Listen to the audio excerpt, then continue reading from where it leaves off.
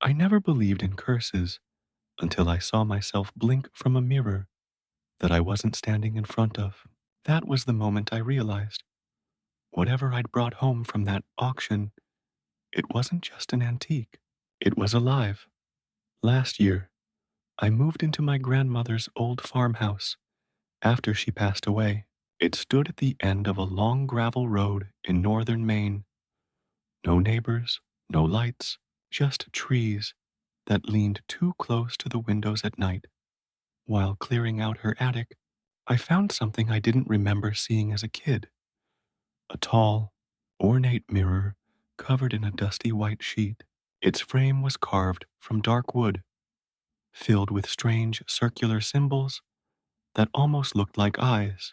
A small brass plate at the bottom read, "Property of the Dellinger Institute, 1901." I thought it looked valuable. So, when an antique dealer offered $300 to display it at his shop for an estate auction, I said yes. I only wish I hadn't. The auction took place 3 weeks later. I never attended. I just signed the papers and left the mirror in their care. But 2 days after the sale, the shop owner, Tom, called me late at night. His voice shook.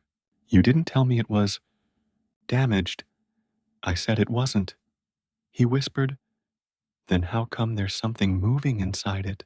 I thought he was joking, but before I could answer, the line went dead.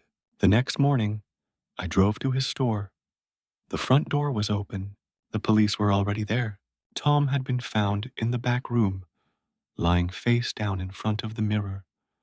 Glass unbroken, but every piece of metal in the room had bent toward it, as if pulled by a magnet. They said it was an electrical accident, but there were no wires, no outlets, no reason. And the mirror? It was gone. 2 nights later, a delivery truck stopped in front of my house. No logo, no license plate. A man in a gray coat carried a single package to my porch. Tall, rectangular, wrapped in brown paper. When I asked where it came from, he only said, "Return to sender." The truck disappeared before I could get his name. Inside the wrapping was the mirror, the same one, but this time, the brass plate at the bottom was missing, and in its place, scratched into the wood, were the words, "Do not look directly." That night, the temperature in the house dropped sharply. I woke up at 3:33 a.m. to a faint whisper coming from the living room. It wasn't a voice, more like the sound of someone breathing against glass. I crept down the stairs, flashlight shaking in my hand. The mirror stood in the corner, uncovered. Condensation fogged its surface from the inside, and through the mist, I saw a shape. Someone standing there, facing me. I froze. It was my reflection, but the eyes were wrong. They were looking past me. Then, slowly, my reflection smiled. I didn't. I set up my phone that night to record it. The next morning, the mirror looked normal again. No mist, no movement. But when I checked the footage, my reflection stayed visible for a full 3 seconds after I walked away from the camera. At the end of the clip, it turned its head and looked directly at the lens, started researching the brass plate. Property of the Dellinger Institute, 1901. Turns out, it was a private asylum in Massachusetts that burned down in 1902. Only one wing survived. The laboratory. Records showed they'd been experimenting with sensory dissociation, mirrors, devices designed to let patients confront their fears by visualizing them.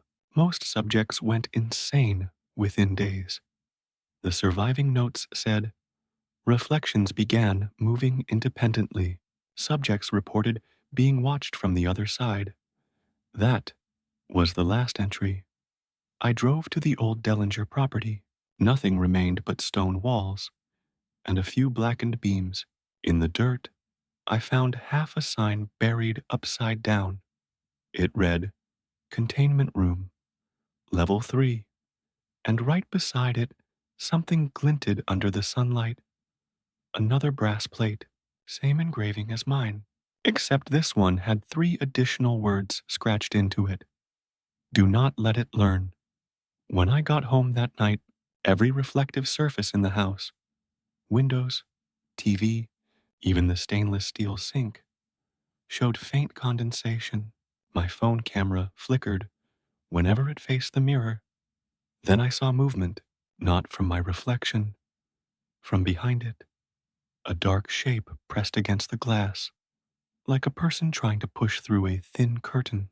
The surface rippled, and for the first time, I heard it speak, not aloud, but inside my head. Look, I dropped the flashlight. By the time I picked it up, the mirror was still again, but my reflection was gone. For the next 3 days, I didn't see myself in any mirror. Not in the bathroom, not in the car window, nothing, only empty space. But I could feel something following me. The air behind me always felt heavy, like someone was standing an inch too close. And whenever I turned around, the lights flickered. Once, twice, 3 times. My neighbor, Mrs. Crowley, stopped by to check on me.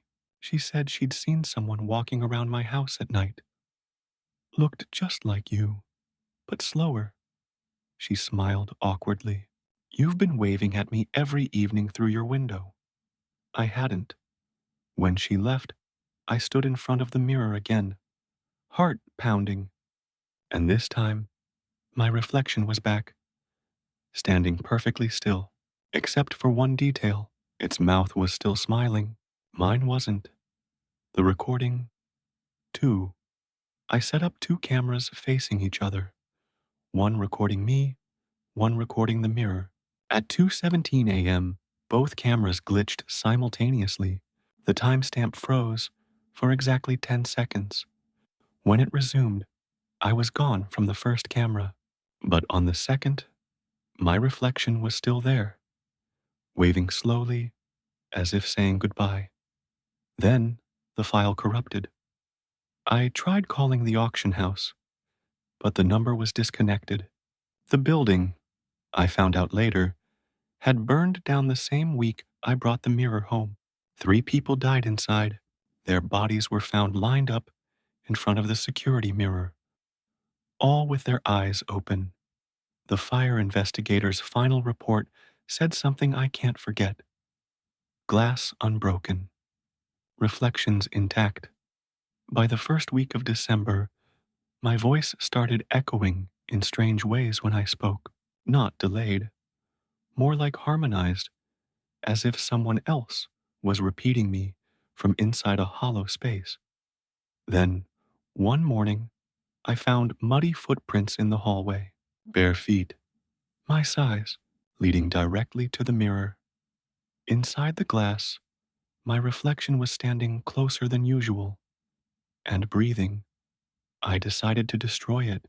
I covered it with a sheet, dragged it outside, and smashed it with a hammer.